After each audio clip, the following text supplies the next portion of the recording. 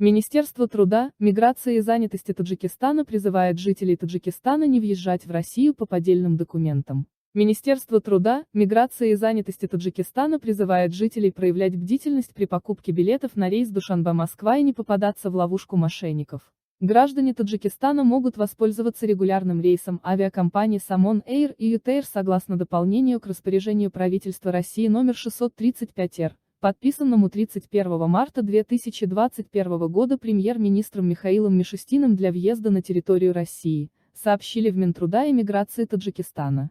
В связи с этим Министерство труда, миграции и занятости Таджикистана призывает жителей воздержаться от подделки документов и не попадать в ловушку мошенников, а также не покупать билеты на рейсы авиакомпании «Уральские авиалинии», не имея оснований для въезда в РФ. При въезде в РФ без соответствующих документов граждан Таджикистана депортируют из России.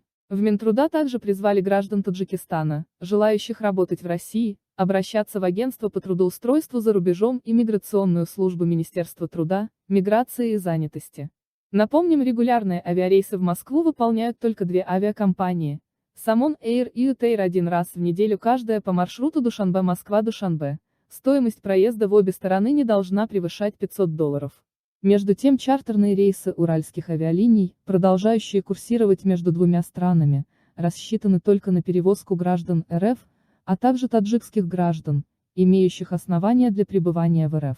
По данным Министерства миграции, авиакомпания выполняет рейсы в 7 городов и регионов Российской Федерации, а стоимость авиабилетов вдвое выше, чем на регулярные рейсы. Также при посадке на борт необходимо соблюдать противоэпидемиологические меры, носить маску и перчатки, а также в обязательном порядке иметь при себе отрицательный ПЦР-тест на коронавирус.